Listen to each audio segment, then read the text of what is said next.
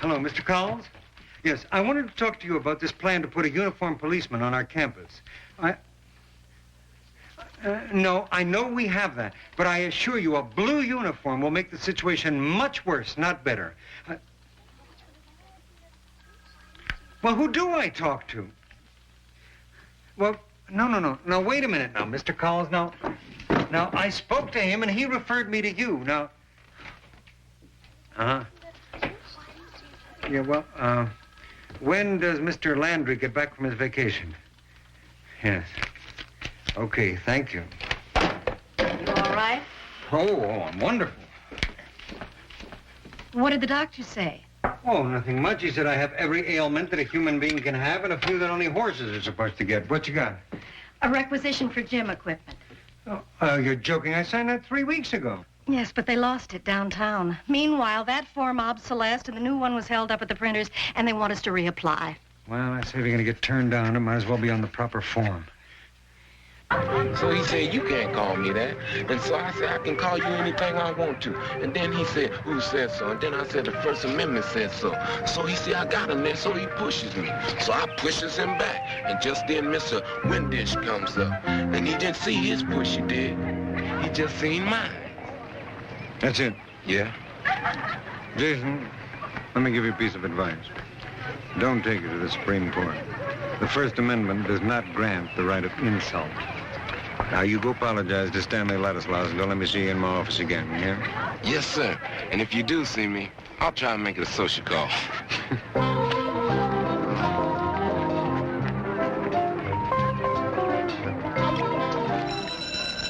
Hold it. Okay, tomorrow we'll discuss the War of 1812 and see what interest it did have. Dismissed.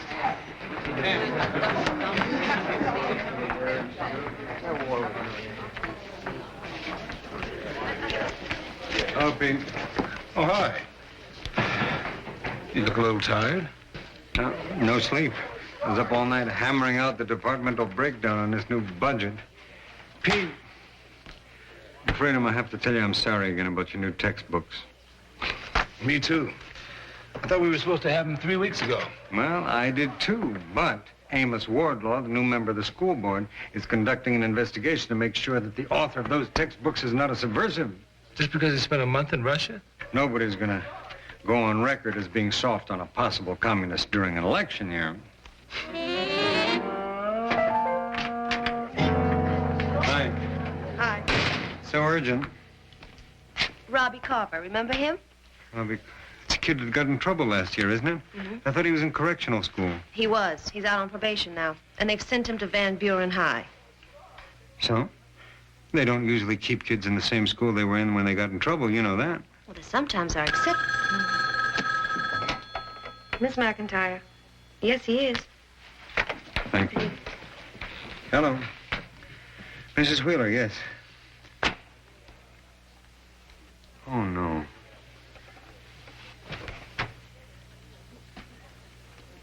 Thank you, Mrs. Wheeler.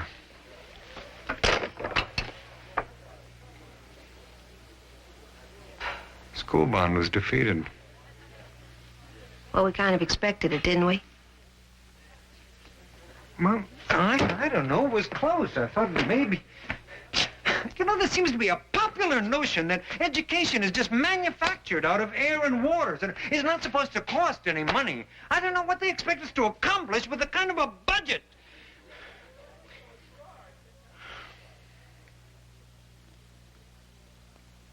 Okay. What about Robbie Carver? The boys he got in trouble with last year go to Van Buren. It's the worst possible place for him. He's terribly vulnerable. We got to try to get him back here. We just have to. Yes, I don't know that we have to. I've got reports to study, recommendations to look at. Mr. Kaufman, take my recommendation. Make your own report. Okay, see if you can get him in here tomorrow. I'll talk to him. What about right now? Robbie? Robbie, how are you? Okay, Mr. Kaufman. Nice to see you again. Good to see you, Robbie. I understand you're not too thrilled with Van Buren. Mr. Kaufman, I know I have no right to be choosy. I know it's up to me what I do with my life and all that stuff.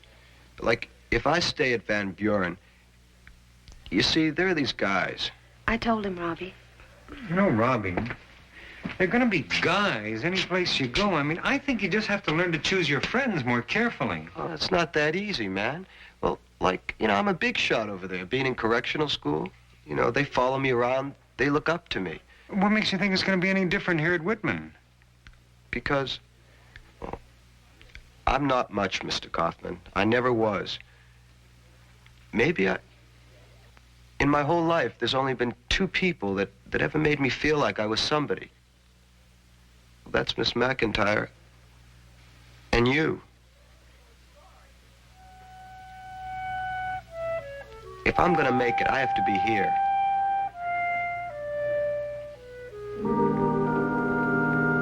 Okay, Robbie. I'll make some phone calls. Hang in, I'll see what I can do. Thanks, Mr. Kaufman.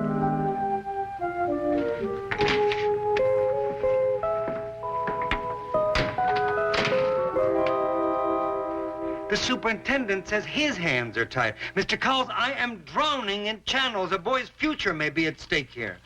Well, something's got to be... all right, good. Who?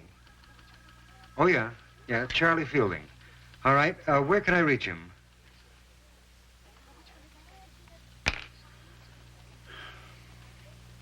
When will he be back from Washington, Mr. Cowles?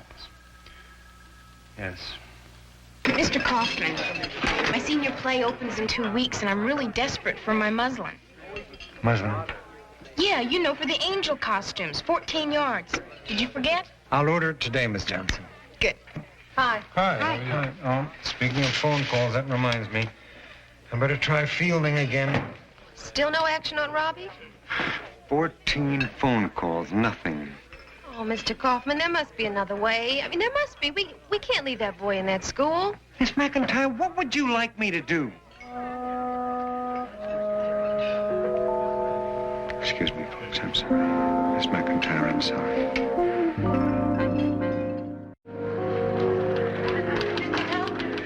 I'm Mrs. Vogel. Could I talk to you for a minute? Well, right now, Mrs. Vogel, Oh, please. All right, come on.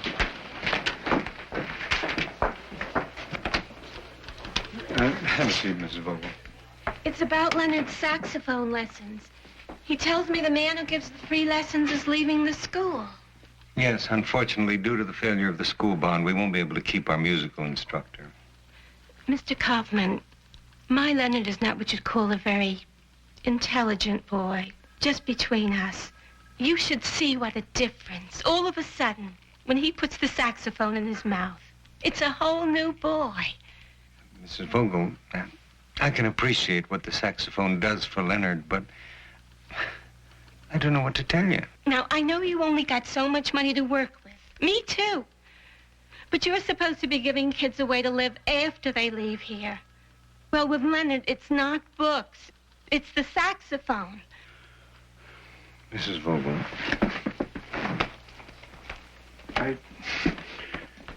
we can only hope that one of these days soon the taxpayers will vote us the money to hire back our musical instructor. Until then, I'm sorry.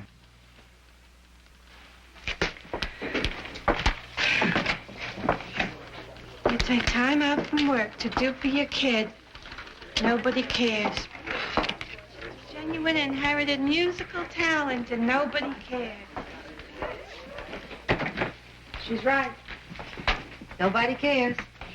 Oh, come on, Liz. What's wrong now? I just got a call from Robbie Carver's mother. He was arrested today.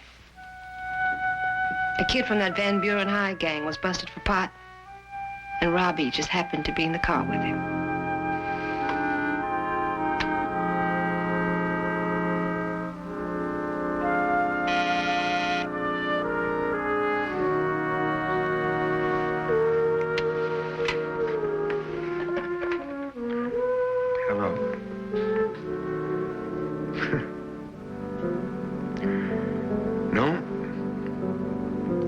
Speak to Mr. Fielding. Tell him it's too late.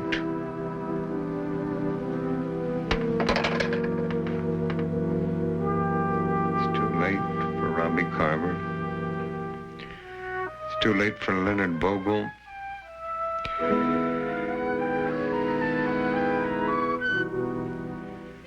Maybe it's not too late for me.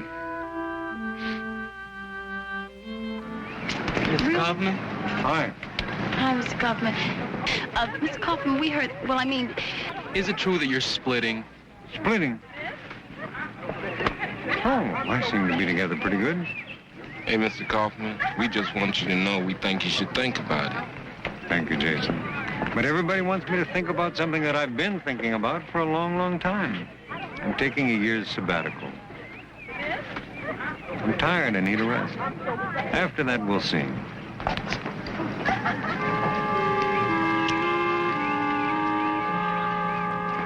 This day has been something else.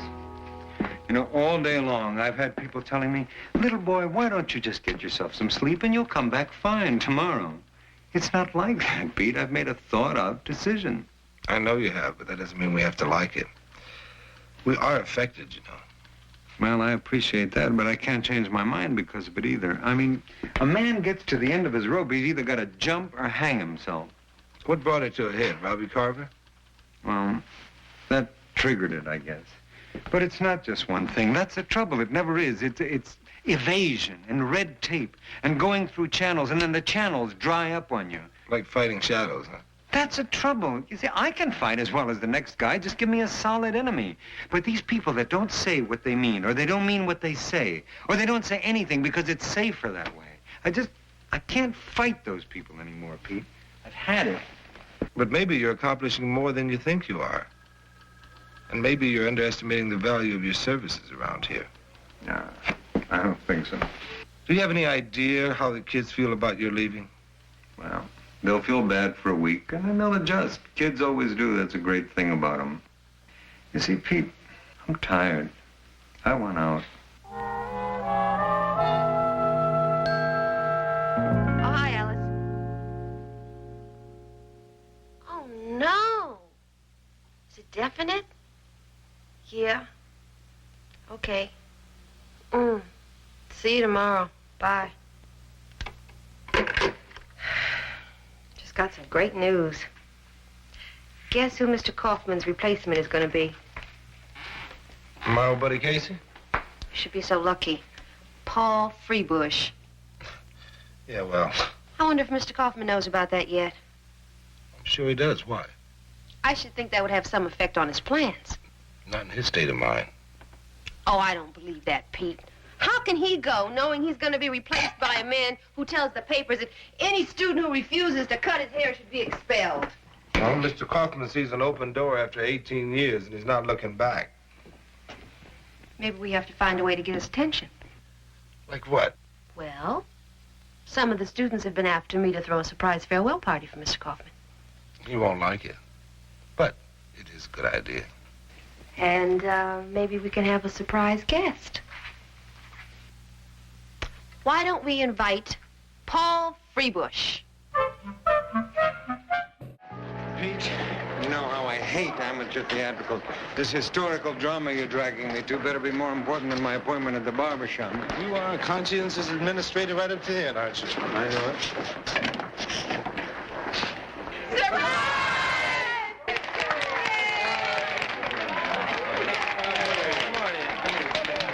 We sure gonna miss you around here, man. Right.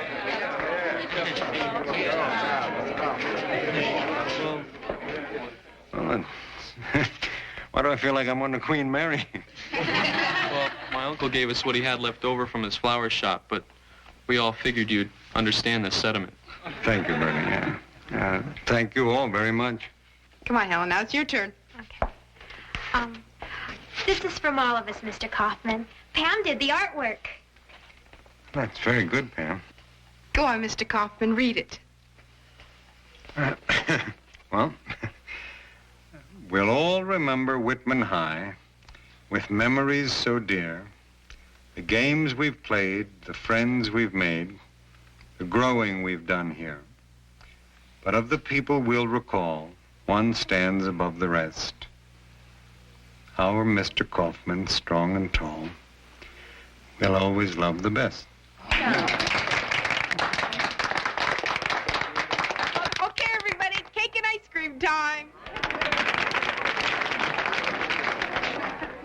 Take a look. Oh, that's beautiful. Oh, pretty. Thank you all. Pretty. Nice big peek. There it is. Ooh, how's that? Thank you, Miss Johnson. Okay. Thank you. Paul, hello. I didn't see you in all this commotion. Seymour, I feel a bit out of place, to tell you the truth. Tell you the truth, so do I. Pete, you know I hate surprise parties. No, I didn't know that. Mm. Oh, I'm sorry. Paul Freebush. This is Mr. Dixon, Miss McIntyre. How do you do? Acquainted with the persuasive Miss McIntyre, as we've spoken on the phone. Why don't we all sit down here? I persuaded Mr. Freebush to come today to sort of break the ice with the kids. We've been having a fascinating discussion. Oh? Yes, Miss McIntyre has some very liberal ideas. What on earth were you two discussing? We were talking about discipline, Mr. Kaufman. Correction, my dear young lady. We were talking about lack of discipline and what happens when you remove the security of tried and true regulations from young people.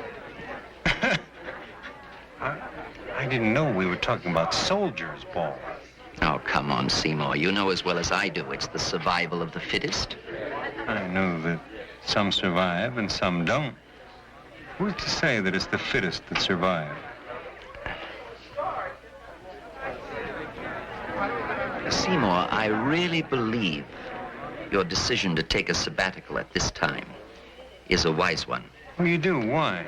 You sound as if you can't tell the difference between healthy apples and rotten ones. Paul, you sound like you can't tell the difference between rotten apples and human beings. In matters of discipline, there is no difference.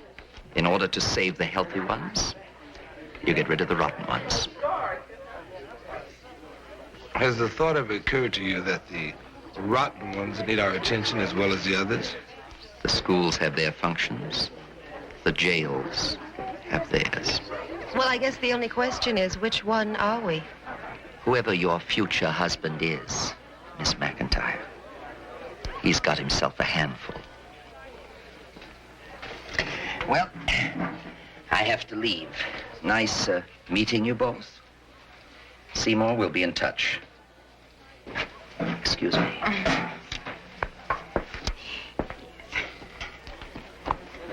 Prison's lost a first-class warden when Paul decided to become a school administrator.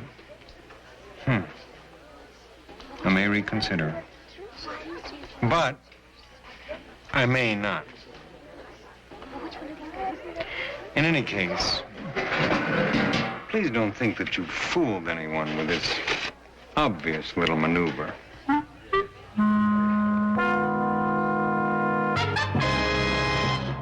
so, if it'll help, I'm volunteering to come to Sacramento at my own expense to give the Education Committee my views on the importance, make that on the desperate importance of these additional funds. Yours truly, etc., 3 copies. Okay? Thank you. All right. No. Now, what are you grinning at? Just heard the word. I don't have to tell you how glad I am, do I? Well, I appreciate it, especially since I still don't have your textbooks. You know, Pete, it wasn't just Freebush that decided me, although he helped. I got a letter last night when I got home from my son. I'd written him that I was quitting, and he sent me a letter that he'd received when he was thinking about quitting the Peace Corps. Here, take a look.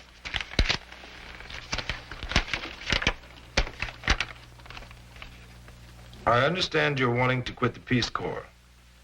I understand your disgust and frustrations with the red tape and the politics, and your feelings of impotence and uselessness. You say you are of no value, but you are wrong, because when people like you quit, they tend to be replaced by people who don't care and who don't fight. And when nobody's fighting, everybody's losing. Ask the guy who called you a bleeding heart what hope he thinks there is for the world, except in hearts that bleed. With love always. Dad? You wrote this? That'd be a lesson to you anytime you feel like giving somebody advice. You may have to eat your own words.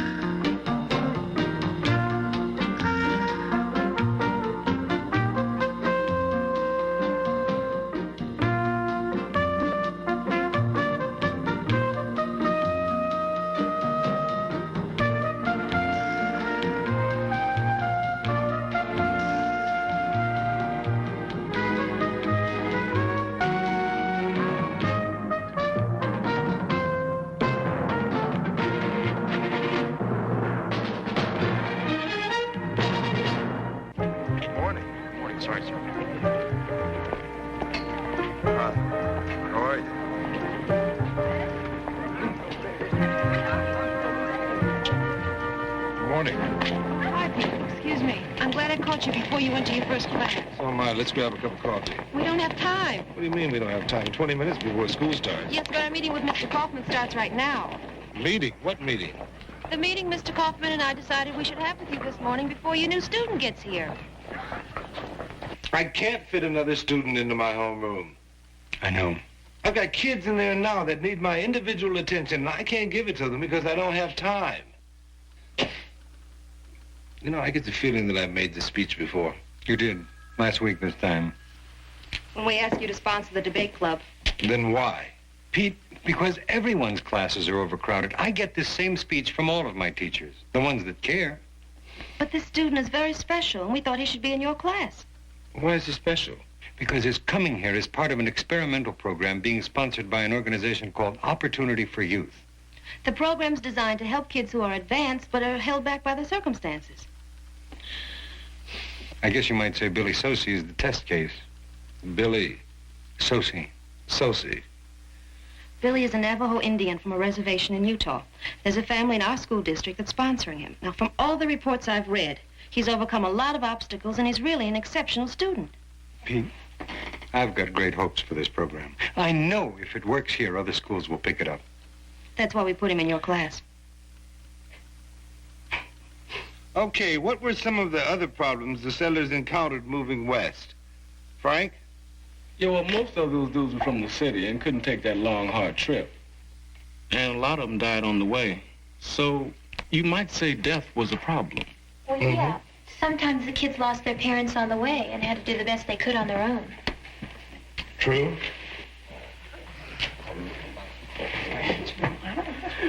Oh, man. If you fellas have something to add to the discussion, why don't you share it with the rest of us? Well, we were just agreeing on what Helen had to say. No. What did Helen say? Well, I really didn't hear that well, but I certainly do agree on all points. Come on, man. We can't jive the cat. Mr. Dixon, what we was trying to do is straighten out something we heard this morning. What's that, Jason? Oh, we heard that it was going to be this new cat coming to the school, and he was a real Navajo Indian. Yeah, he can give us the Indian side of all that stuff we've been studying. I'm glad to see you guys looking forward to his joining the class. Yeah, 'cause it ain't too cool learning about the frontier out of all those textbooks, and that Indian can tell us like it really was. Excuse me, Mr. Dixon? Come on. He's got better timing than the cavalry. This is Billy Sosi. Billy, I'll see you later. Come on in, Billy. We have a seat for you right behind Bernie there. That's me. Billy, we were discussing the period after 1865 and the push toward the west by the settlers. I hope that you'll have something to add to it. Hey, yeah, tell us what you think about the settlers trying to civilize the Indians. Yeah, what did you think about that? Yeah, tell us the truth, man.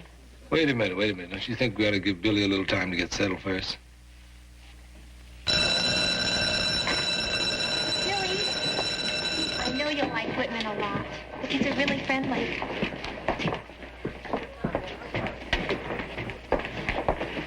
Say, we're going to save you a place at lunch, okay? Yeah. See you there. Yeah, and if you have any problems, just let us know, okay? Hey, man, where's your next class? English, Miss Johnson. Hey, man, that's my next class, too. Oh, yeah? Man, I'll show you where it's at. Come on. Oh, Billy. Nice to have you with us. Thanks.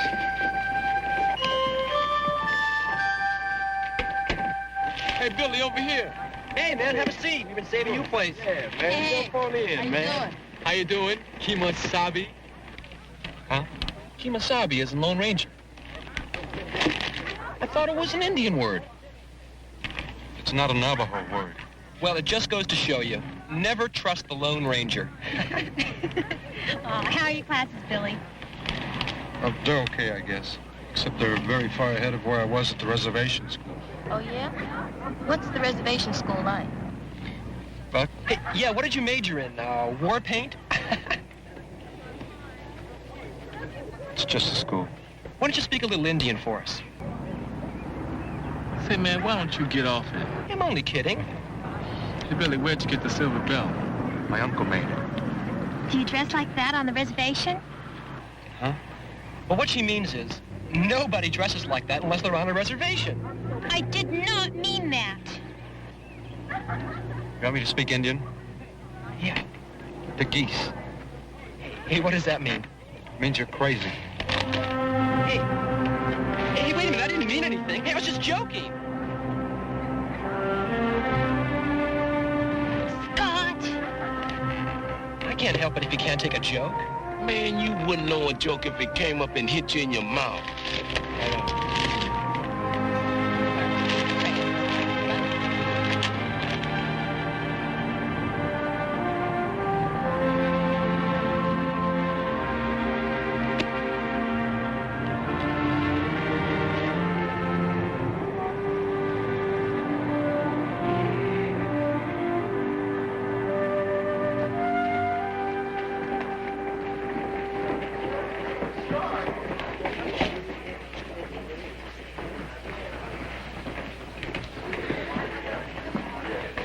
Hey, Billy. I'm sorry for what I said at lunch today. I have a habit of saying stupid things, you know, just for a laugh. Forget it.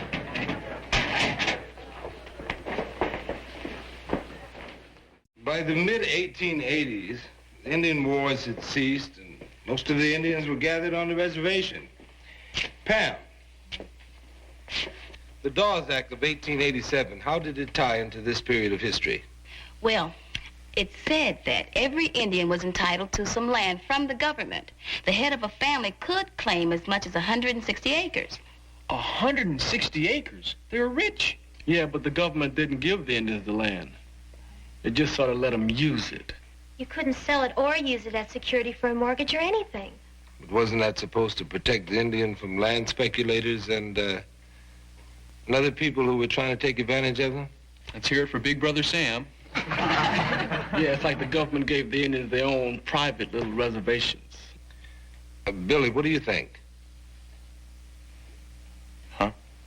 I said the Dawes Act was designed to protect the Indian. Do you think it did that? Sure. I mean, that's what the book says, isn't it? Just giving a man a piece of land doesn't make him free. I mean, it was their land in the first place. Then what was the purpose of the Dawes Act? To Americanize the Indian.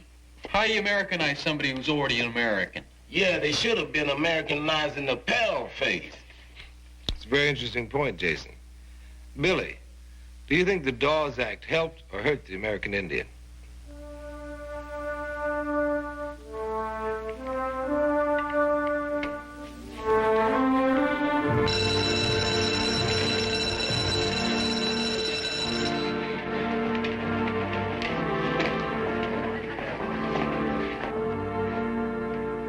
Hi there. Hi.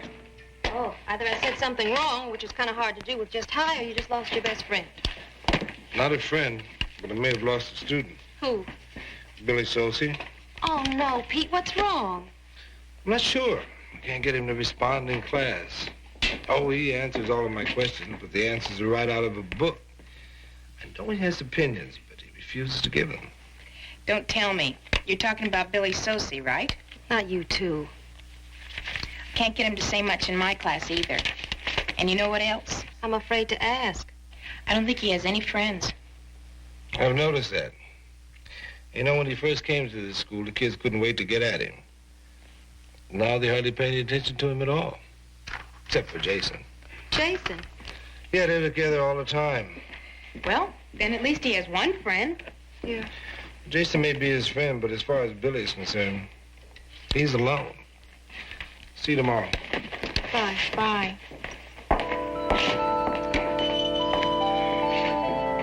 Jason, you go about 5 and then you go to the sideline, all right? Frank, you go 3 steps and turn around. I don't want to hear anything. Let's go. Hey, let's go. Hey, man, wait a minute. You forgot to tell Billy where he goes. So who cares?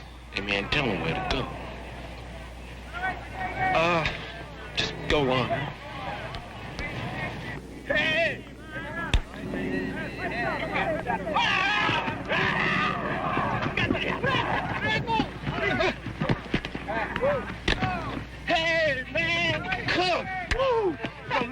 man, I'm calling you Soaring Eagle, the fastest redskin on the block. That's not very funny.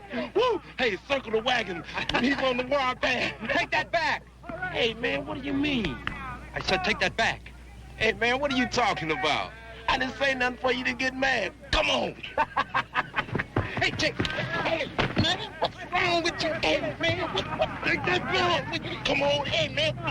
Man. All right. Man, look, I don't want to. Come on, man. Come on. Don't fight it. Hey, man.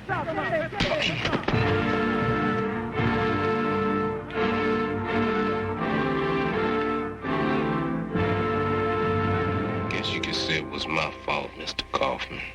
You hit him first. Well, that's not exactly the way it went. But still, it was my fault. I said something to him that made him lose his cool. That's why he jumped on me. I don't need your help. I started it, okay? And I don't need him or anyone else to take the blame. Billy, Jason was just trying to be your friend. He's always trying to help with everything. Show me to my classes. You take up for me in front of the other kids. You even tried to make me fit in with the others. Let me tell you something. I can take care of myself. I've done it all my life, and I can do it now. Oh, Billy?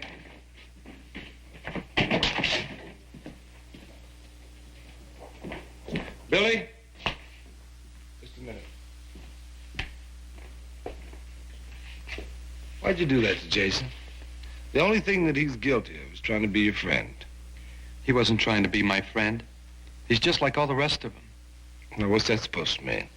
Well, the only reason he ever paid any attention to me, the only reason any of them ever paid any attention to me, is because I'm an Indian. A novelty. Well, I'm tired of being the Indian.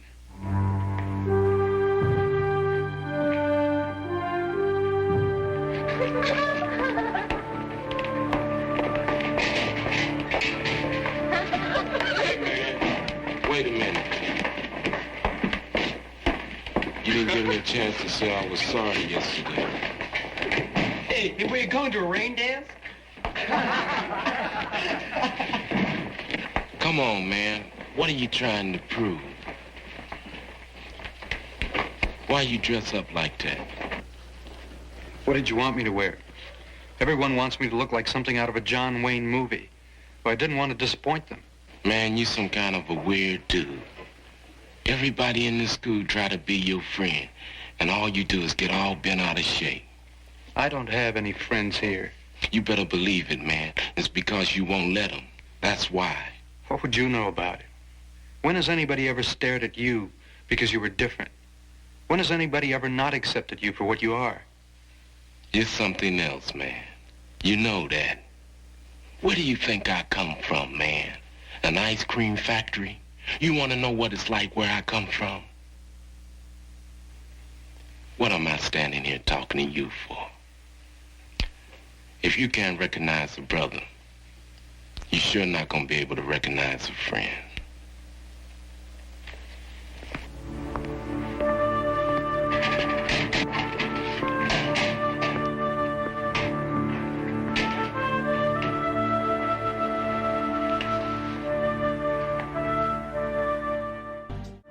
Wants to drop out of the program. He wants to go back to the reservation school. Did you ask him why? He wouldn't tell me. He just says he doesn't belong here. What about that family he's living with? Have you spoken to them? Yes, I did. They want to help.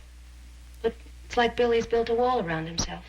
Oh, there's got to be something we can do. This program is so important. I don't want to see it just go down the drain. Billy is one of a few test cases.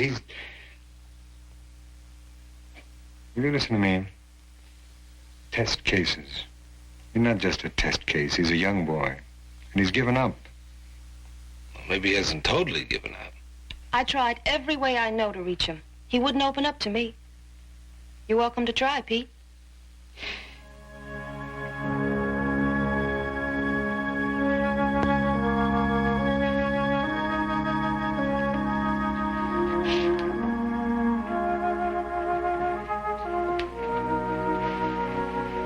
Nice out here, huh? Yeah, I guess so. You mind if we talk a little?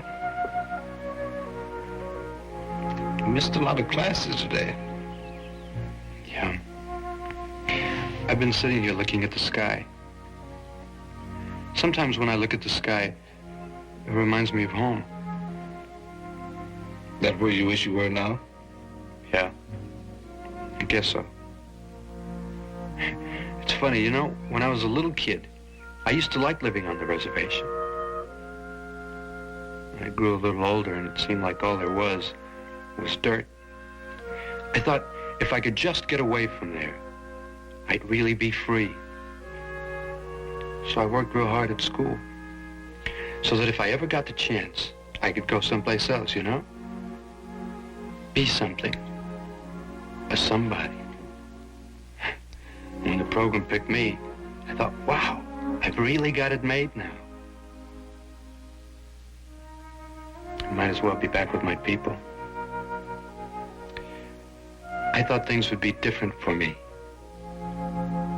I thought I could change the way things are. But I was wrong. You know something, Billy?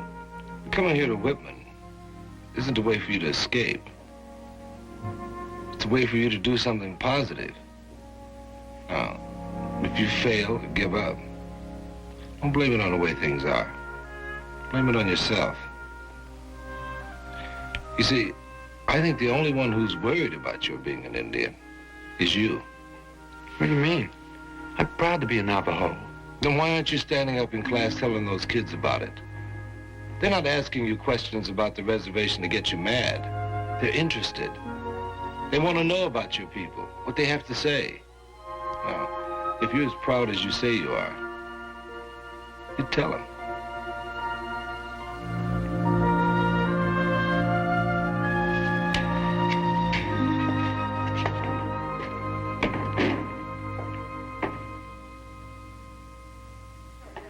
Want to go get it? Good morning, Mr. Dixon. Oh, good morning, good morning.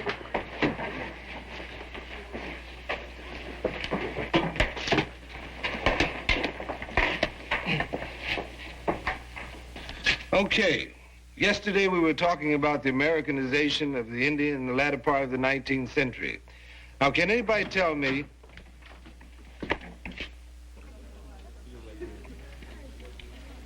Sorry I'm late, Mr. Dixon. Glad you could make it.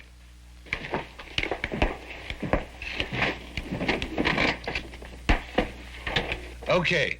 Now, can anybody tell me some of the problems that arose in trying to assimilate the Indian into the American lifestyle?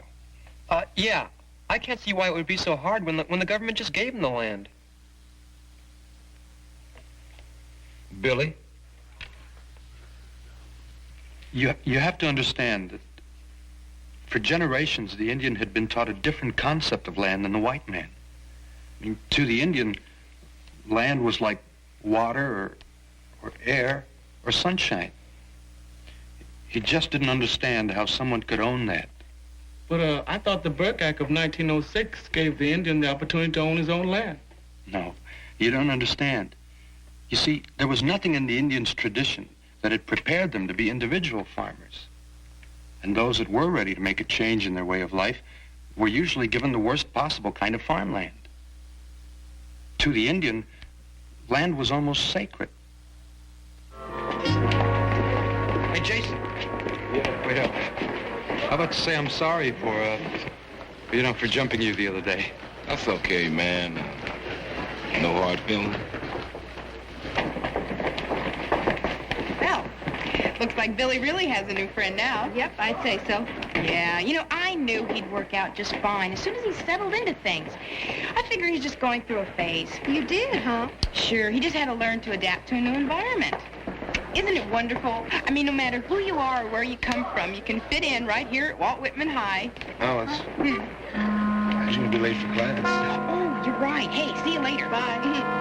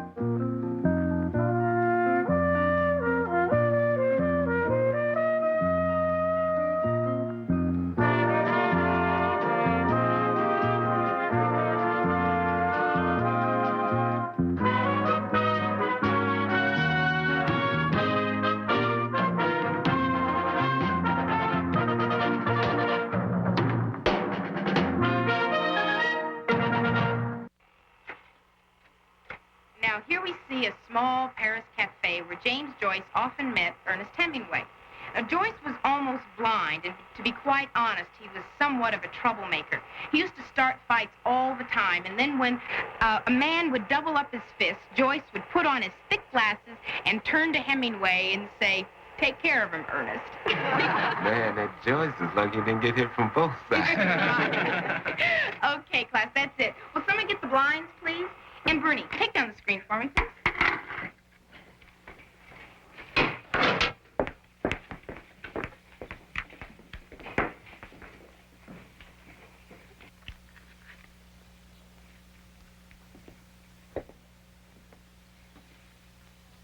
Miss Johnson, is something wrong?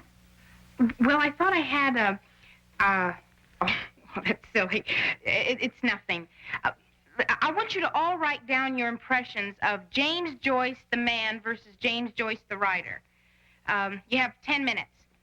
Helen, will you please take over the class for me? Begin working. Thank you. Oh, hi. Liz. Well, I'm next. No, this is an emergency. What happened? I was showing slides and somebody took a $20 bill out of my purse. Just now? During class. Look, I don't know what to do. I mean, if I expose him, I could ruin him. And if I let him get away with it, it might set a whole pattern. I mean, who knows? It might lead to something worse. Either way, I could ruin his entire life. Whose life, Alice? That's just it. I don't know. Now, wait a minute, Alice. Are you absolutely sure you had the $20 in your purse? Positive. Maybe you left it in the other purse. I had the money with me. The question is should I let it go? Well, if somebody stole your money, you can't just let it go. You got to do something. All right, then the question is what? Well, I am all out of suggestions for today. Suggestions. That's it. Hey, thanks. Now, what were you saying? About what? Well, now, when class started, I had $20 in my purse. And it disappeared when the room was dark. I want the person who took it to put it in an envelope, address it to me, and drop it in the school suggestion box. No questions asked. Class dismissed.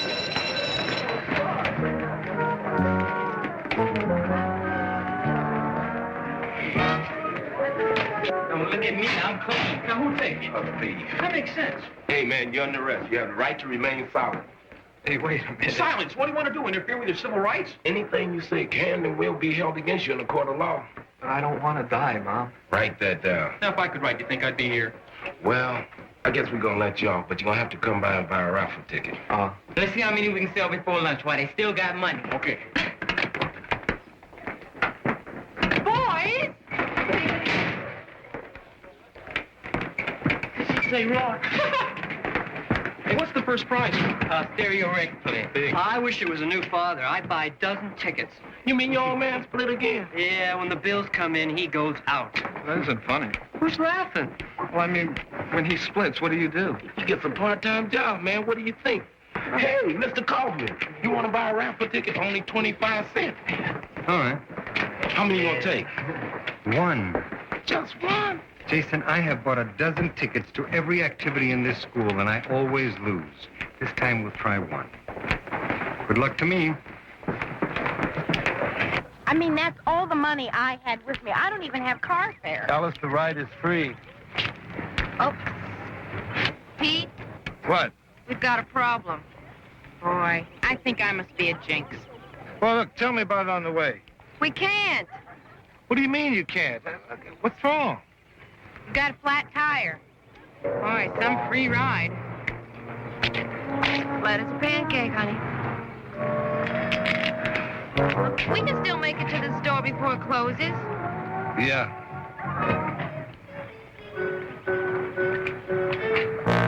Oh, great. What's the matter? What is it? Somebody stole my spare tire. Are you sure? Of course I'm sure, Alice. It's not there. Maybe you left it in your other car.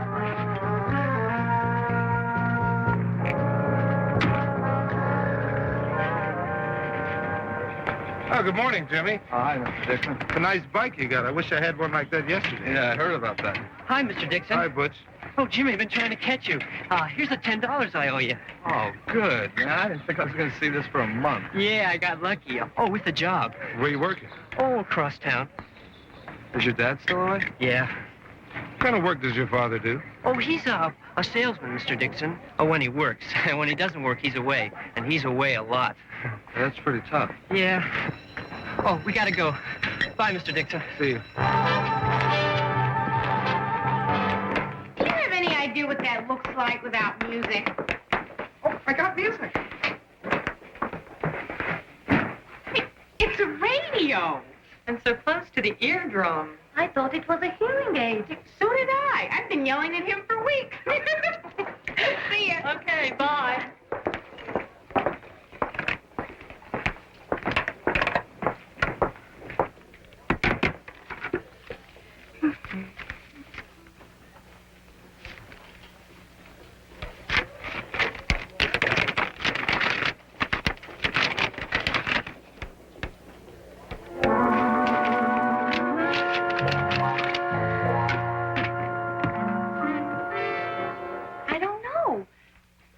I just wish the boys wouldn't stare all the time. Honey, don't move around so much in class.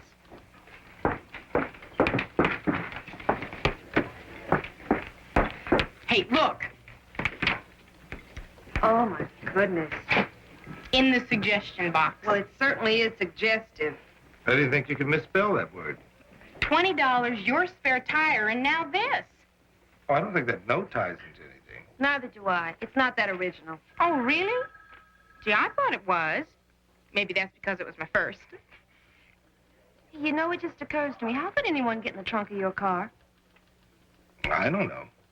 Maybe somebody took the keys out of my jacket pocket. Maybe you better teach with it on for a few days. Good thinking. Maybe we ought to take a look at my classroom, huh? Returning to the scene of the crime? Right. Why not? I have a class. It's all right. We can handle it ourselves. Sherlock Holmes and Dr. Watson, huh?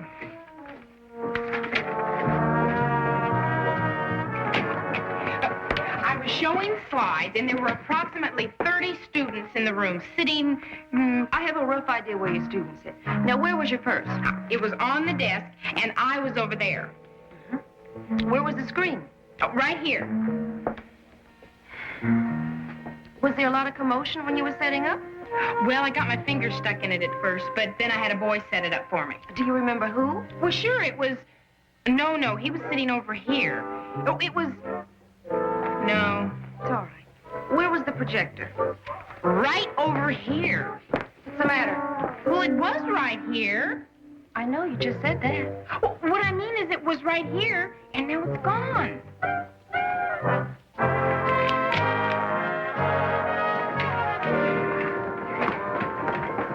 Hi. Good morning. What's the matter? Oh, what makes you think something's the matter? I just sat down with a cup of coffee. Didn't I? It stands to reason something's the matter. Well, we do have a problem. You see that? A slide projector's missing. A what? And that's not all. Not all. Yesterday, somebody stole $20 out of my purse while I was showing slides. Pete didn't believe me. He didn't say that, Alice. Please, get to the projector. It's missing. I heard that. Why is it missing? Is it stolen? We think so. We're looking for a pattern. I agree. Have you reported any of this to the police? Nope.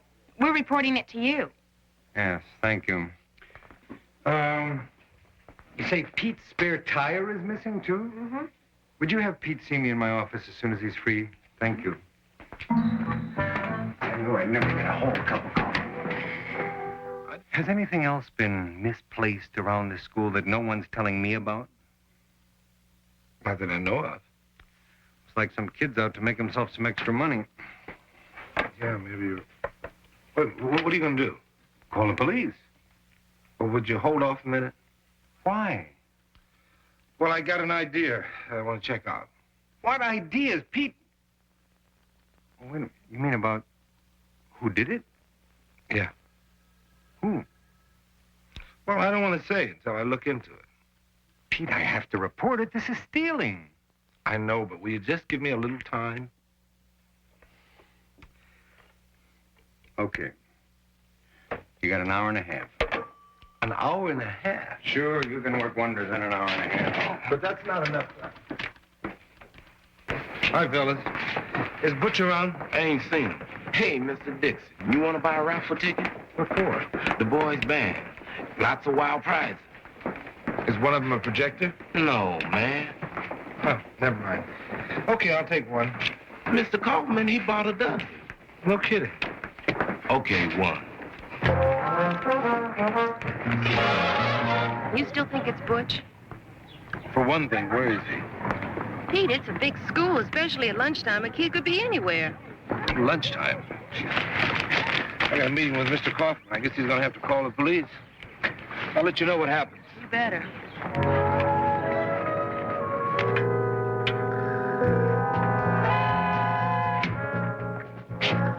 Need some help, Jimmy? Hi. What's going on? I don't know, but maybe now we can find out.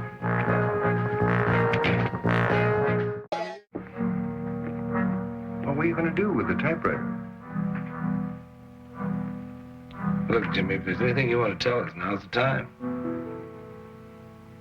Jimmy, do you know what the word felony means? You know what happens once it gets on your record? All right, wait outside, please.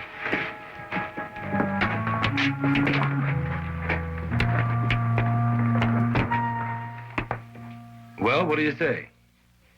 I say now I call the police. Just doesn't add up. It doesn't add up. With an electric typewriter, a projector, some cash, and your spare tire, I'd say it adds up to something like $700. Yeah, but why did he pick this particular time to steal a typewriter? Because I was out to lunch. And I was on my way to your office to keep an appointment.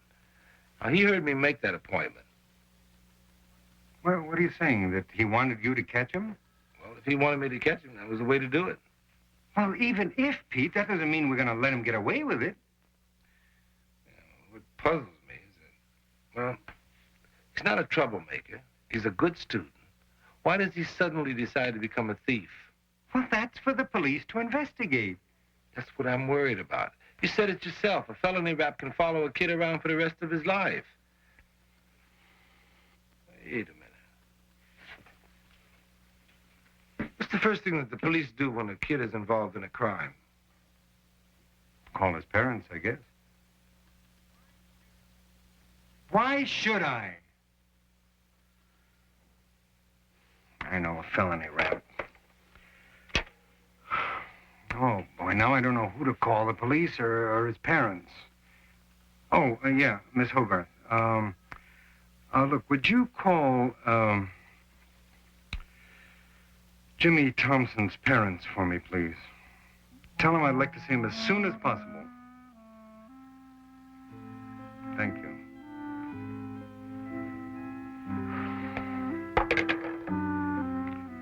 Thank you, Miss Hogarth.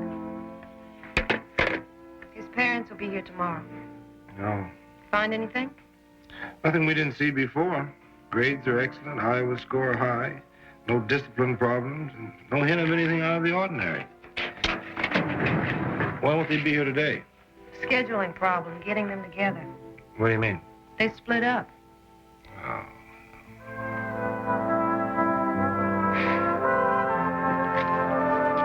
To understand the history of America in the past century, you have to understand the increase in personal mobility. In the old days, people stayed pretty much in one place.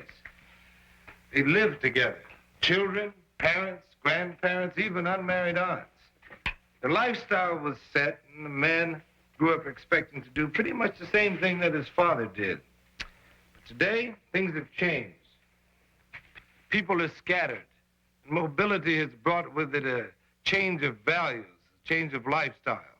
Oh, you mean like communes? Communes aren't exactly new, but they are an example. What else? Smaller families. Right. More divorces. Let me ask you a question. Do you think people today feel the necessity to stay married? Fran. Well, I think maybe marriage is a thing of the past. Well, family life is breaking down. We all suffer the effects of that. But the big question is, how does it affect you? Have you thought about it? I've thought about it a lot. My mother's been married 5 times. What's really embarrassing is when you're out with one father and you run into another father. Must be great at Christmas time. We'll try it on Father's Day. Well, check this out. My cousin folks split up. Then they got back together. Now everything's the same way it was before. Rotten. I don't see any point in people staying married when they don't like each other anymore. Well, suppose they have children. Well, I guess that would make it even tougher to decide. I think the reason they stay married is because of the kids. You care to comment on that, Jimmy? No.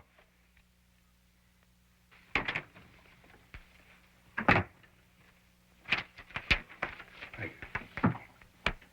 Jimmy? Your parents are in Mr. Carlton's office.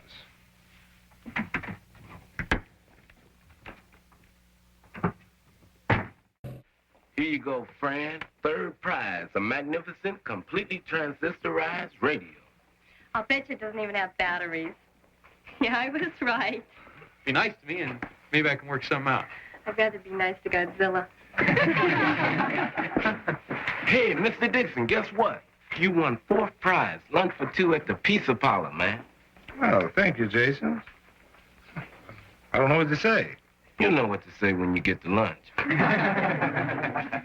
No, that's perfectly all right. Take all the time you need. Any messages? Yes, Mr. Henry called. Morris? Uh-huh, he said it was urgent. I'll call him tomorrow. But he said it was urgent. Miss Hogarth, Napoleon let everything sit on his desk for 3 months before he thought it was urgent. Actually, he was noted for being very prompt in his correspondence.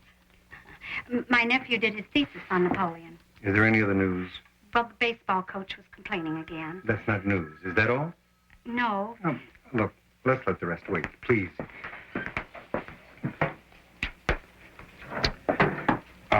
You know, Miss Hogarth, sometimes I wonder if January 15th will ever come again. I beg your pardon? Oh, I guess that was before you came here. There was one January 15th I'll never forget. Oh? What happened? Nothing. Nothing at all. All day long.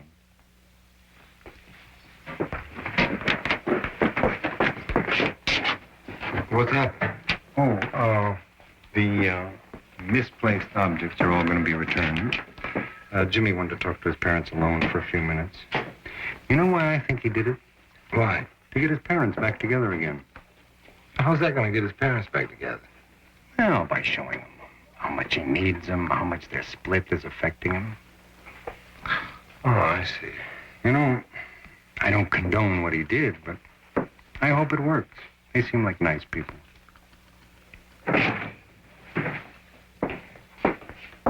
Jimmy?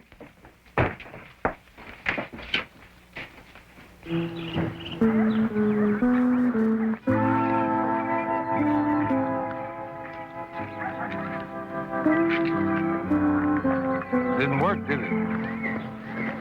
Mr. Dixon, what do you do when you've tried as hard as you can to make something work, but then it just doesn't turn out right? Try to adjust to it. But that's not enough. It never has been. You know something, Jimmy? Your parents are probably as unhappy about this as you are. They need your understanding as much as you need theirs. Well, that's what they said, but then that's putting it all on me. Not all. But the older you get, the more you have to share in the problems. But this is their problem. It's not mine. Really? All right, it's mine too. But what I mean is, I didn't create it. It's not fair that I be in the middle. I didn't say it was fair. Just the way it is. Did you ever have to adjust to this kind of problem? Not this one specifically, but I have had to adjust. Yeah. Okay. I'll see you tomorrow. Your historical review. Thank you. Ready? Let's go. I'm starved. Oh, there you are. Hi. Why don't you take us out to lunch? I was just taking Mr. Kaufman's lunch. How about that?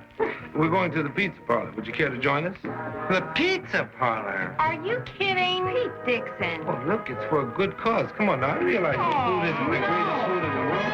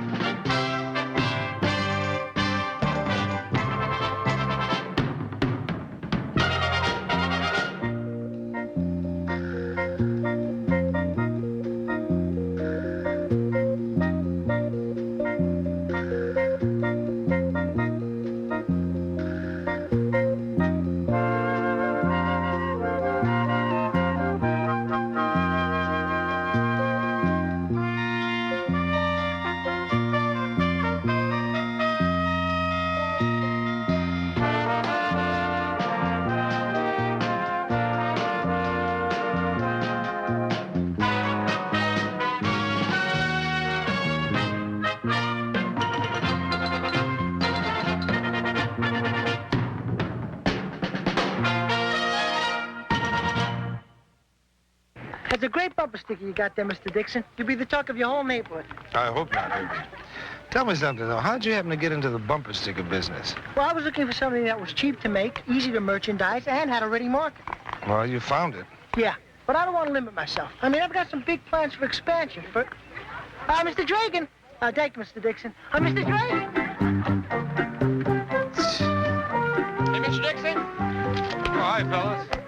Hey, that Herbie's some hustling dude, ain't he? Sure is. I wish I could work like that without having to work so hard. You're gonna get plenty of time to relax this summer, brother. How come? Everything's gonna stop, Mr. Dixon, for 3 months, the whole economy. How do you figure that? Well, everybody we talked to when we went to look for work. Well, let me talk to Miss McIntyre. She can always come up with a job. Won't do no good, Mr. Dixon. Miss McIntyre's already trying to hustle jobs for us, like Herbie's trying to hustle for himself. But she ain't selling as much. Hey, what did Herbie hit you for this time? Oh, I'll show you who it is.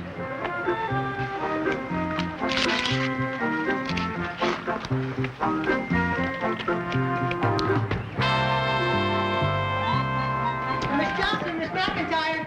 Uh-oh, Herbie Considine. What's he selling now? Bumper stickers for openers. Keep moving. Miss Johnson, Miss McIntyre. Where you going? My classroom. Good, I'm going to the library. Let's split. Hey, that's good. Then you can only get one of us. Right. Yeah, and guess who it's gonna be? Miss Johnson. Miss Johnson. Herbie, I don't understand something. I can explain anything, Miss Johnson. Well, if you started your own company that prints these and sells them to stores like Kahn Brothers and Foster's and... Tracy Drugs? Yes. Why do I spend my own time selling them individually? Right. What else can I do between classes? Besides, the great thing about bumper stickers is that it's a self-generating business. Self-generating? Everyone you sell is advertising. So the more you sell, the more you advertise. And the more you advertise, the more you sell, right? Hey, you've got a great head for business, Miss Johnson. Well, thanks. But there's just one little problem about me buying one of your bumper stickers. Oh, what's that, Miss Johnson? I don't have a car. You don't have a car? No. Miss Johnson, I can get you the greatest deal on a brand new four-door front-wheel drive. Wait till you see it, Miss Johnson. You're gonna love it. Herbie, I'll buy one of the bumper stickers now, and when I can afford it, I'll get the car. Well, I think I've persuaded Masterson & Sons to set up a training program for 20 of our students. Will they pay them while they're learning? Mm-hmm. Not a lot, but they're going to pay them. That's great. You know, Liz, you deserve a lot of credit for making that happen, especially at a time like this. It was very ingenious. Well, it hasn't really happened yet. But they are sending somebody over next week to interview our students. Who knows? Once you get the program started, it might encourage other companies to do the same thing. I certainly hope so. 20 jobs doesn't even begin to solve the problem. Too bad we don't have a school full of Herbie Considines. You don't really mean that. No, I don't. Forget I said it. Chris, here's a buck. Go to the cafeteria and get me ham and cheese on rye, huh? Sure. Herbie? Yeah, what is it?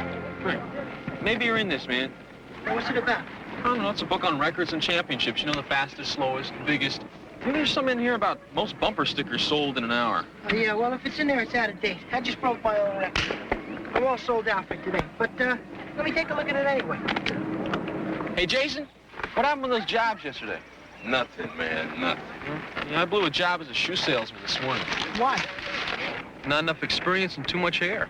Now, that's discrimination. If you were a girl, they wouldn't have said anything. I got an interview at a moving company. 12 other guys. They're gonna let 2 of us know. Hey, a guy can swallow 5 swords at once. I wonder who he buys his swords from. Hey, Herbie, you're a businessman. Why don't you help us out? How? I'll do anything. Why don't you let kids sell your bumper stickers around school?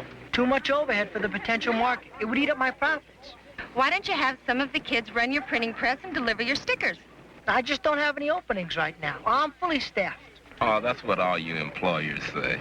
Look, I use adults. They're more reliable, and besides, they don't work until they have just enough money for some stereotypes, then quit. This anything you're willing to do to help. What does it include? It includes the answer to your problem. Here's your lunch, Herbie. I'm sorry it took so long, but there was a line. Oh, that's okay, kid. Just give me the change, and you eat the lunch. Yeah. Oh, Miss McIntyre. Miss McIntyre. Herbie, I'm not in the mood to listen to any sales pitch. Ah, but suppose it means jobs for Whitman students. Oh, you always know what button to press. Dick, a sudden disaster strikes, leaving a family destitute. Then they go on the TV news. People send money, make offers of help. So? Family right across the street, same disaster. But they don't go on the TV news. They starve. Why? Publicity. Right. A situation is presented dramatically. Sympathy is aroused. Action is stimulated. Okay. So what we have to do is publicize Whitman High's problem. A need for jobs for students. Oh, Herbie, now does this involve some kind of disaster at the school? No, we just have to set up a situation by where when an employer thinks job, he thinks Whitman. We have to demonstrate Whitman initiative, Whitman desire, Whitman ingenuity. Mr. Kaufman will sure like that. Right, and with those qualities, a Whitman student will be an asset to any business. Herbie, wait, no. I think everything you're saying is fine. I only have one question. How? Miss McIntyre, I'm going to say one word to you. Just one word. I'm ready. Bananas. Bananas? Would you mind explaining to me how bananas are going to get jobs for kids? Well, Herbie got the idea from this book. A three-man team eating the most bananas in an hour. Well, what's his idea? For us to get a three-man team and see how many bananas they can eat. See, we'll get attention from the news media, and we'll focus the spotlight on Whitman students. Kids who'll do more to get a job and more for their employer after they get it. You know, that's great thinking. Someday we might all be glad we bought bumper stickers from Herbie. He's contacting the Banana Bureau of America to see if they'll cooperate with us. Did you agree to all this? Not yet. You know, it sounds like another one of Herbie's stunts to me. Yeah, that's what I said.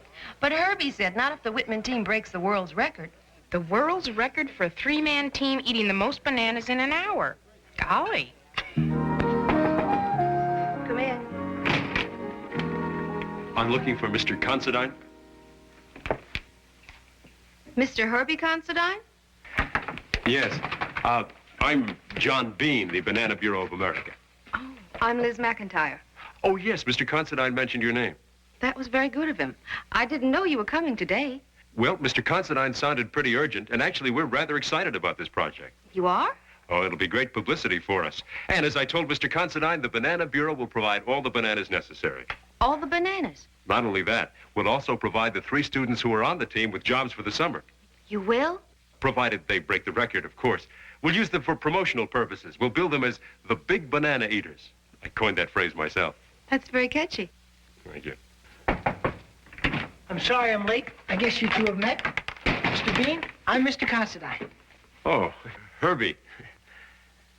Herbie, since I didn't know there was a meeting, I started without you. Oh, Miss McIntyre, I'm sorry. I really meant to leave a note in your box. I really should get a secretary. Well, have you two discussed the arrangements yet? Mm-hmm. All the bananas we can eat plus jobs for the team. Oh, good. Well, what do you say, Miss McIntyre? Come in. Liz, oh, I see you're busy. No, Mr. Bean of the Banana Bureau. This is Alice Johnson. Oh, hi. Hello there. Does this mean you're going to do it? Well, I don't know, but before we take another step, I am going to take the bull by the horns. Excuse me. What does that mean? She's going to go see Mr. Kaufman. Ingenuity, yes, but leavened with a little common sense. Well, we tried that, and it hasn't worked so far. What makes you think lunacy is the answer? I prefer to think of it as flexibility, Mr. Kaufman, the mark of any good administrator. Oh, Liz, how many jobs do you really think this banana stunt is going to guarantee? 3, if they break the record. Plus, all that publicity could lead to lots of other jobs. If they break the record. For a 3-man team eating the most bananas in an hour. All of this comes to us from the fertile mind of Herbie Considine. Yes. Liz, I'm sorry, but I just think it would do more harm than good. I'm afraid the answer is no. Masterson and Sons has regretfully announced they will be unable to institute a program for paid trainees this summer as they had planned. Therefore, the job interviews scheduled for next Tuesday are canceled. Sincerely. There's more good news. The government announced today that the elimination of 20 possible jobs is evidence of the continuing improvement of the economic picture. I knew this was going to happen. Have they really shut the thing down? Yeah. How can they cancel a whole program that they've already agreed to? Simple as picking up the phone and saying they changed their minds. Mr. Kaufman, why don't we take a shot with the bananas? Yeah, what do we got to lose? How about a little dignity? We don't think we'll lose any dignity. All we want are jobs. People are going to understand. You hope. It's a good idea, Mr. Kaufman. We don't need 4 jobs. We don't need 20 jobs. We need a lot of jobs. And this is the only idea that might get them. What you got against bananas, Mr. Kaufman? As a fruit, nothing.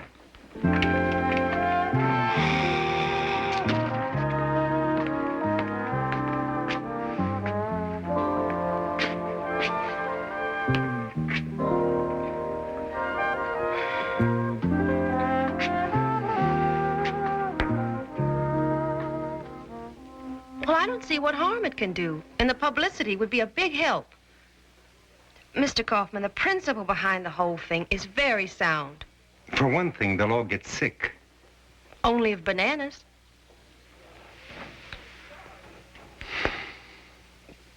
Mr. Kaufman, do you have a better idea? You got me there.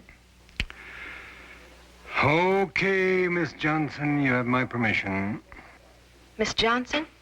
Oh, Miss McIntyre, excuse me. It's just that kind of an idea.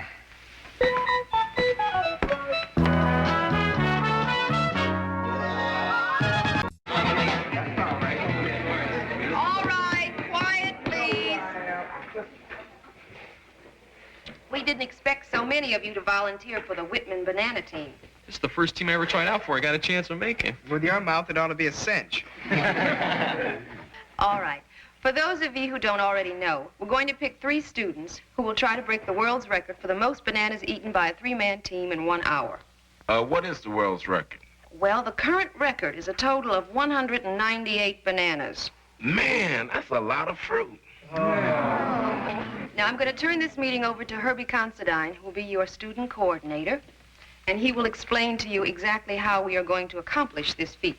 Thank you, Miss McIntyre. All right, here's how we're going to set it up.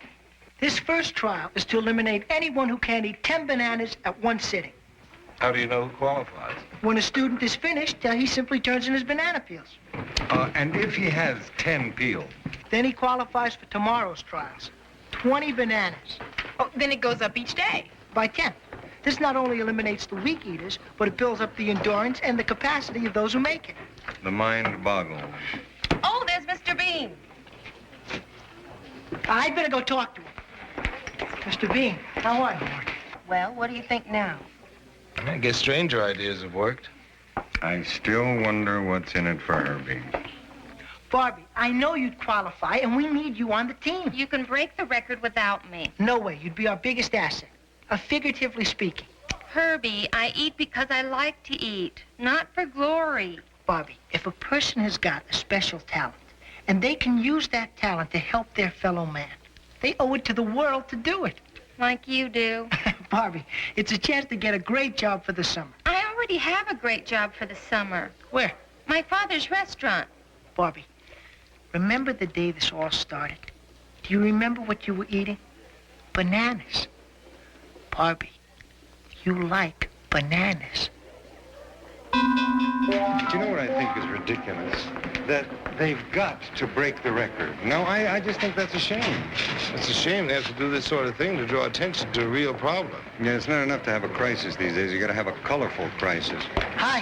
Herbie! Yes, Mr. Kaufman? Come here a minute. See you in a while. Right. Herbie, you worked very hard on this stunt, and very well. Oh, thank you very much, Mr. Kaufman. But Herbie, you know, there's one thing that bothers me. We both know that there is a fundamental rule by which you live. What's that, Mr. Kaufman? Never do anything for nothing. Well, sir, there's also another old saying. There's an exception to every rule. There's never been one to this. Come on, Herbie. Confidentially, just between us, what's in it for you? Mr. Kaufman, it hurts me deeply that you think I'm so selfish, so self-dedicated, so inhuman, so uncaring. Okay, Herbie. I'll see you later, Mr. Kaufman.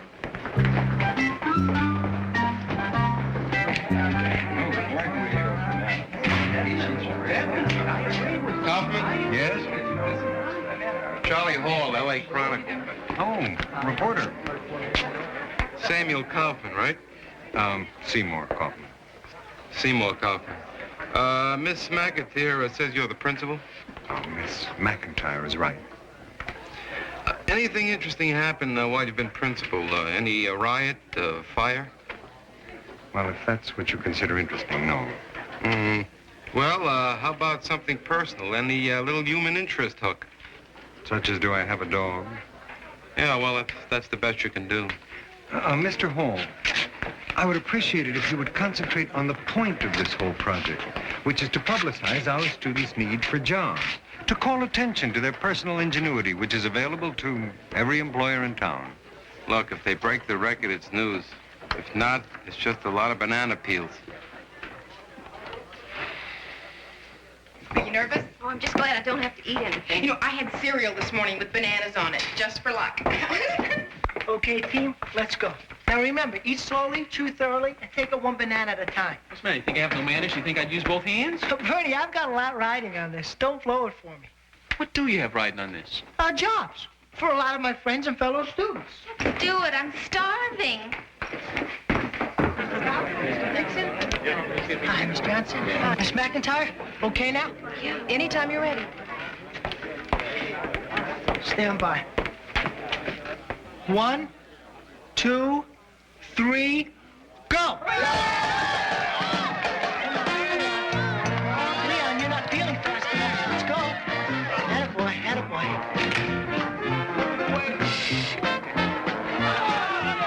That's it, Barbie, that's it. That's it. Wonderful, wonderful. Yeah! Bernie, right. Doing a little faster.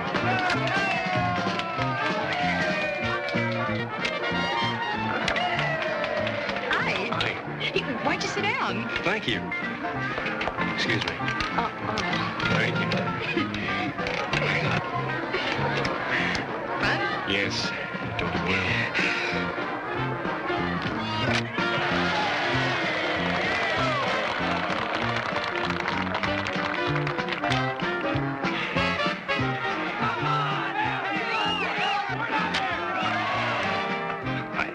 What's the record they're shooting for? 198. You're getting pretty close, aren't you? The last 42 bananas are the hardest.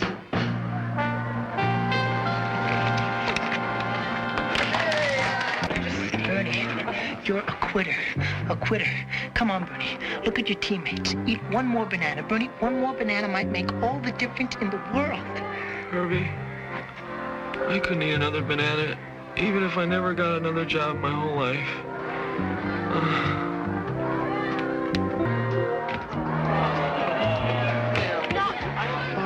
Bobby, this is Herbie. Remember? You like bananas. You love bananas. I hate bananas.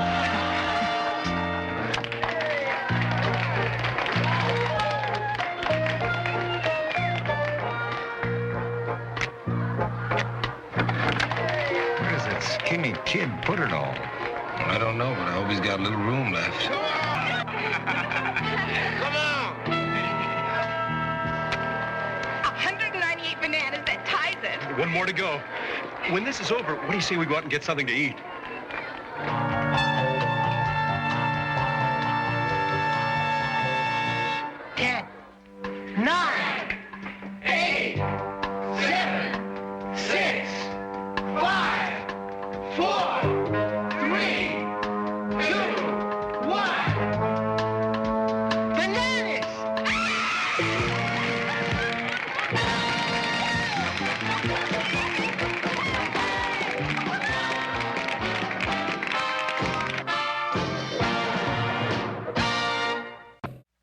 Television coverage was pretty great, too. I saw it on 3 different channels. It's not a bad article at all. I wonder he didn't mention my dog. I didn't know you had a dog. You didn't know my name was Sam, either. Masterson & Sons has reinstated their program proudly. Plus, I've had 8 calls from other companies so far. Fantastic. Well, I guess Herbie knew what he was doing, huh? I still wonder what was in it for him. I know. John Bean told me. Really what? Well, for putting it together, the Banana Bureau gave Herbie $1 for each banana eaten and a $100 bonus for breaking the record. I knew it. That little devil, Herbie Considine, claiming that he's not making a profit is like an elephant claiming he's not heavy. Wait till I see that kid. Oh, Mr. Dragan! Mr. Dragan! You were saying? Let's see. Herbie! Herbie?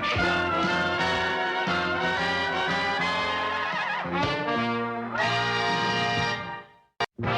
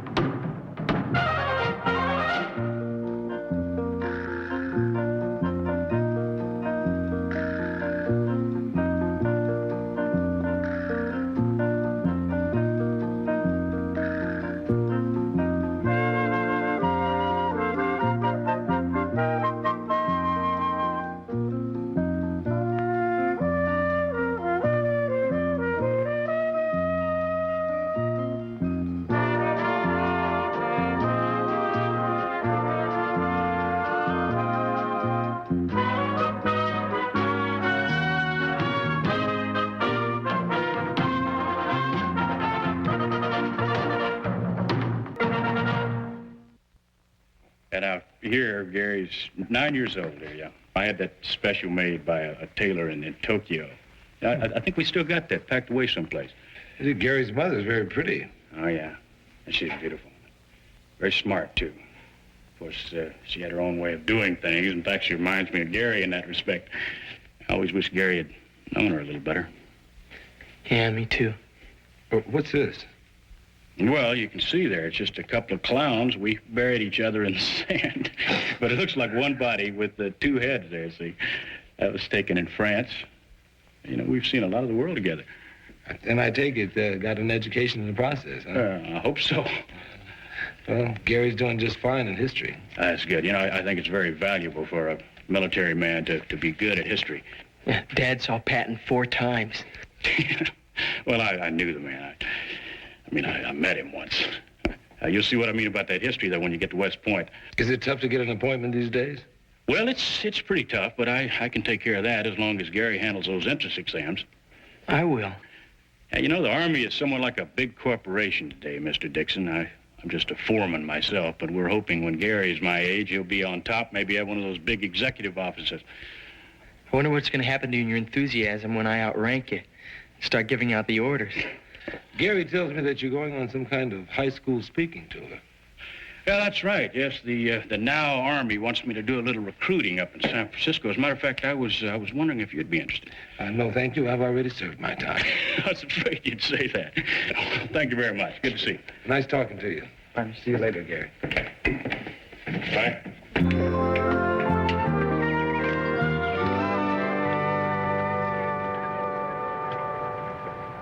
What are you guys looking at? Enemy at 12 o'clock.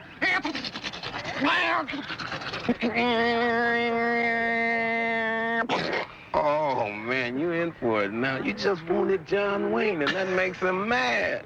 Don't you guys ever get tired of kidding around? A good officer never loses his sense of humor. Okay, I give up. He ain't even in the Army yet, and already he's surrendering. Man, you're the first cat I ever knew that wanted to get in. Well, that's because him and Joyce want to get married under crossed swords. Now, wait a minute, guys. I just date the girl. Besides, a West Point cadet can't be married. Oh, that's what makes him so mean. Okay, I'll see you guys later. Are you meeting Joyce? No, she's not in school today. She's got a bad cold. Hey, you're out of step. I have a right to know. Look, I'll be right over. I don't care. I'm going to be right over.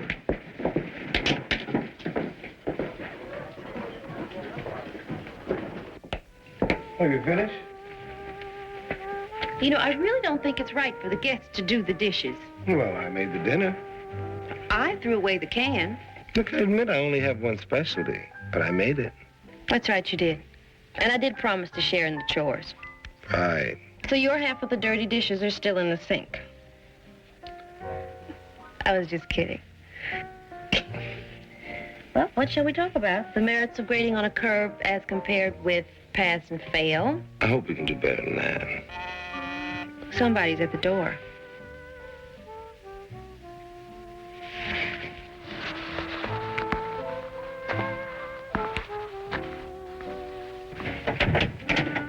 Mr. Dixon? Oh, hi, Gary. What brings you here? Well, I was wondering if I could talk to you for a minute. Well, come on in. Hello, Gary. Hi, Miss McIntyre. I'm sorry, I didn't know you had company. I can talk to you tomorrow. Gary, would you rather talk to Mr. Dixon alone? Well, would you mind? No, I can go for a walk. No, wait a minute. Please stay, Miss McIntyre. Maybe you can help. Okay. Come on in. Sit down.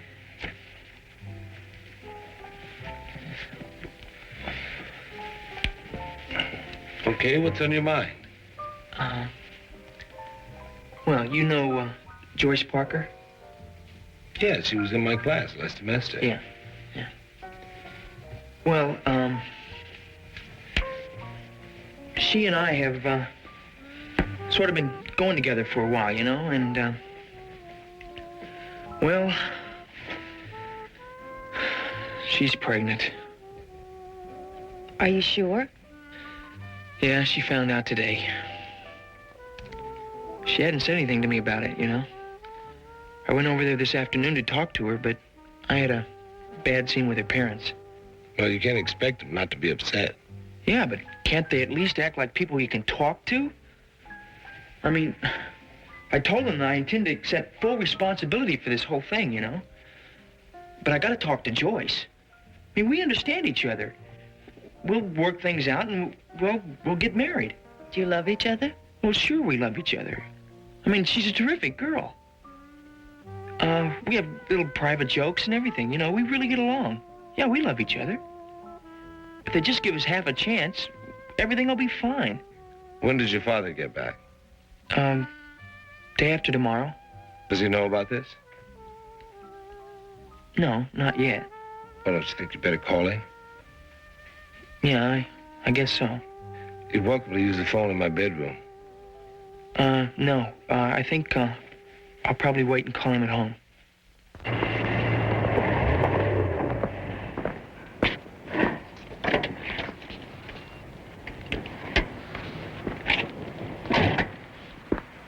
You know, that's not going to be an easy phone call for Gary to make.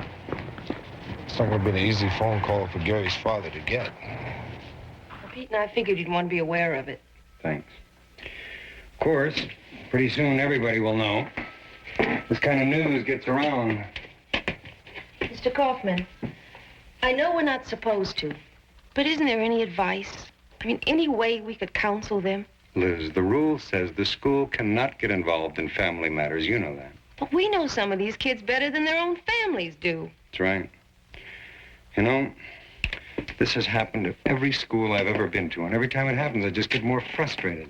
And we're supposed to guide. Well, I console myself by asking if I could get involved. What would I tell them anyhow? What would you tell them? I don't know.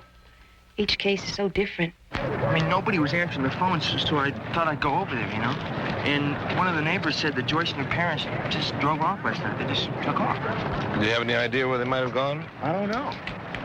I mean, I can't figure it out. How am I supposed to get things together with Joyce if I can't even talk to her? And what about me, my rights? I mean, it's my kid, too. This shouldn't just go off. What'd your dad say? Well, he's cutting his trip short. He's going to be back late today. He didn't say too much, but I could tell he was pretty mad. But he'll come around, though. I mean, I'm doing the right thing. And he's always been pretty big on that. Sure he is. You know, at first it seemed like I was doing the right thing, but now I know everything's going to work out. I mean, I'm really looking forward to it, you know? I mean, I've been, going to school for 12 years? It'd be nice to look forward to a change. There's a lot more to it than just change. You're talking about a whole new way of life. Yeah, I know. But I can take the responsibility. I can take care of a wife and kid. I'll go to school at nighttime and, work during the day.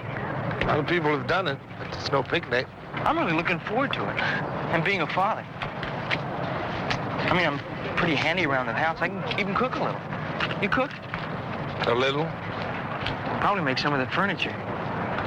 Better start with the crib. Yeah, I think that's one of the things you're going to need.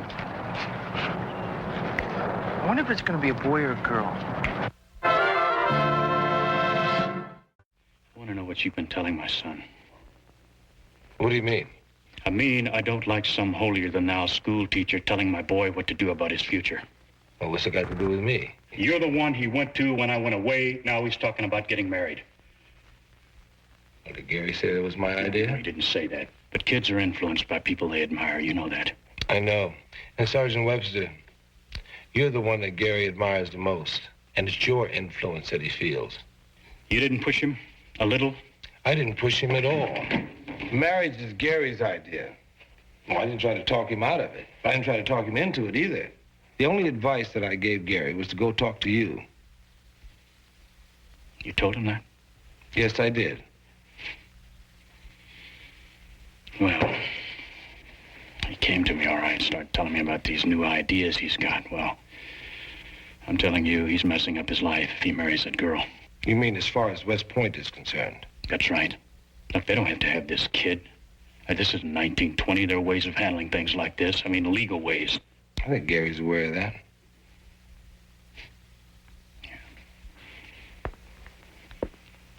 I'm sorry for flying off the handle like that. We had a fight last night, and we didn't even speak this morning. I don't think I can get through to him. Sergeant Webster, talking isn't enough. Try listening. Yeah, listening to a kid who's about to throw his life away.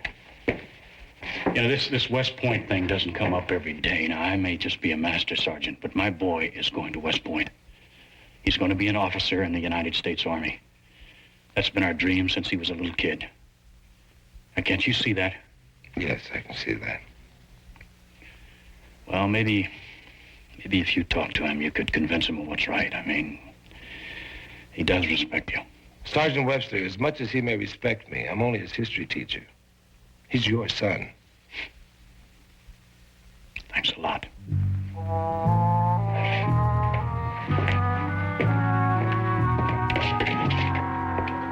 From what you tell me, Sergeant Webster seems more concerned about Gary the cadet than Gary the son. I doubt that he sees the difference. Gary seems to have a mature attitude. Even if he's not ready to be a husband and a father, he's acting with responsibility. I wonder. What do you mean? Well, Gary says that he wants to do the right thing. That usually means doing what's expected. Is it what he really wants? Or what Joyce Parker wants? You know, he seems to have made this decision without even consulting her. Hey, how old are these kids anyhow? Gary's 17 and Joyce is 18. Well, then she's legally an adult. She has all the options. That's right. Gary's got responsibilities and obligations, no rights. Does he realize that, Pete? I don't know. She can choose custody, adoption. She can do what she wants. She can leave school if she wants to. But if she wanted to finish, she'd have to go to Cunningham, wouldn't she? I'm afraid so. She wouldn't be allowed to continue at Whitman while she was pregnant, even if she wanted to. Maybe she'll want to get married. And maybe she's already terminated the pregnancy. She's been away a day and a half.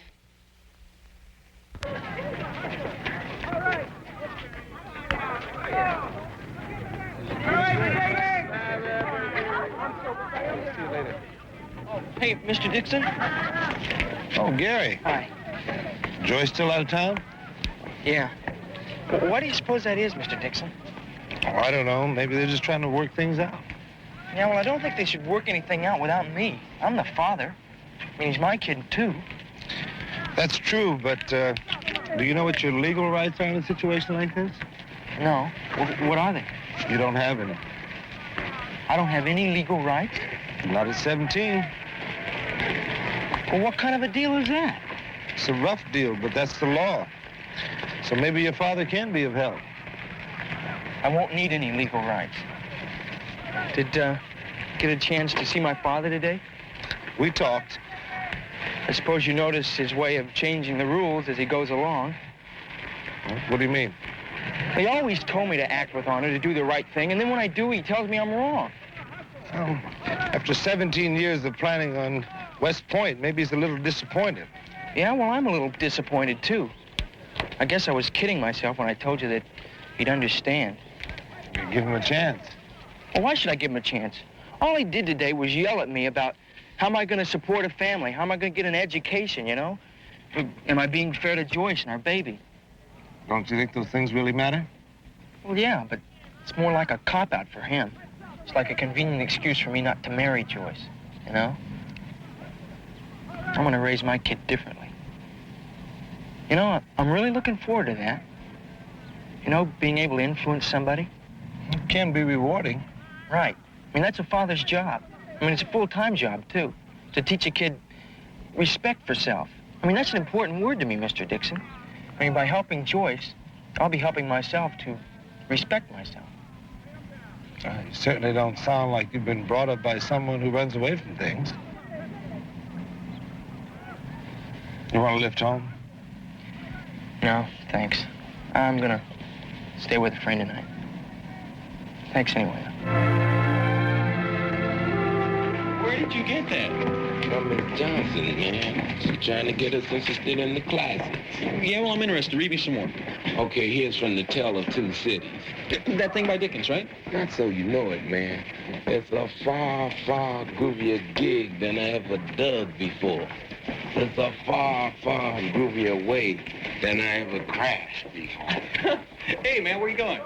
Joyce is back. I just talked to her. She wants me to come right over. Hey, say hi to her for me, will you?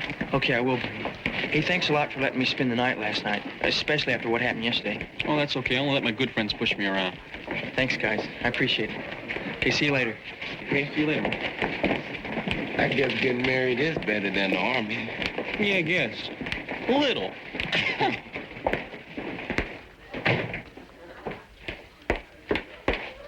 Hi, Mr. Kaufman. Morning, Miss Johnson.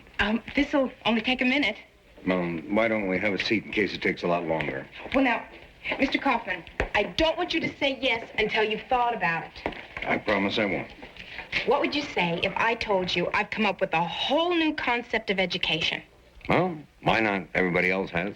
Well, read for yourself. One reading's worth 1,000 words. One reading of selected poems and prose? Mm-hmm. It's in the language of the streets. You know, the way people talk?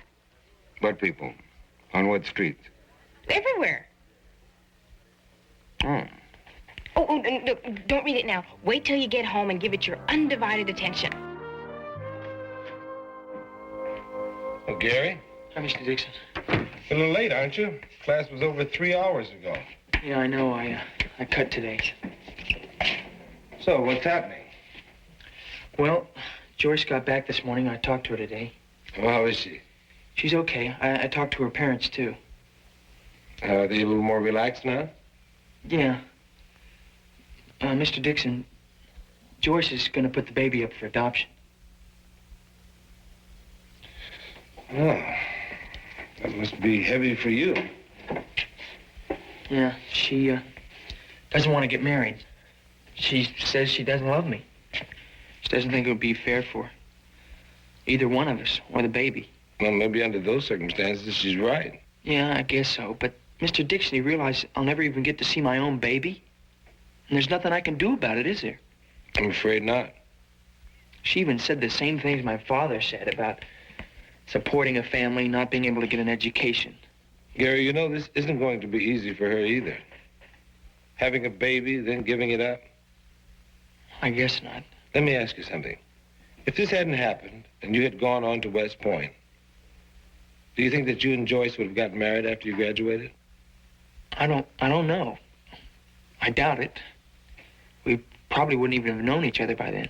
Something to think about, isn't it? Yeah, I know what you're saying, Mr. Dixon. The whole thing stinks. But the way things are, it's the best thing to do. Yeah, the right thing. Well, can I give you a lift home? Or are you staying with a friend?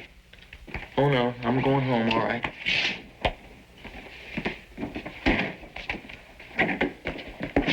Oh, Sergeant. Dixon, Hi, Dad. everything all right? Well, I'll tell you about it on the way home. Okay? All right. Look, I'd like to apologize for some of the things I said the other day, and thank you for doing what I should have done myself. What's that? Listening instead of talking. Yeah, thanks, Mr. Dixon. Thanks again.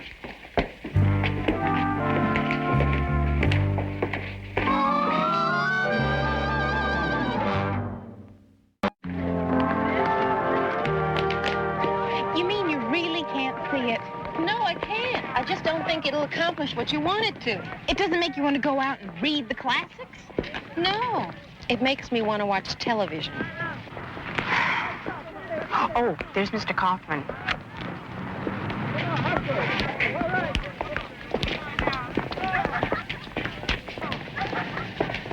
Miss Johnson. Hi, Mr. Kaufman. Well, what'd you think? What I thought... Well, let me put it this way, Miss Johnson. I think the idea of approaching the students in an oblique way to interest them in the classics, which they wouldn't be interested in otherwise, I think it's a good idea. But I have read this volume from cover to cover, and... And? Well, look, when Edgar Allan Poe wrote it, the Raven said, "Nevermore." Doesn't that sound great? Nevermore. I mean, I just can't reconcile myself to "No way, man."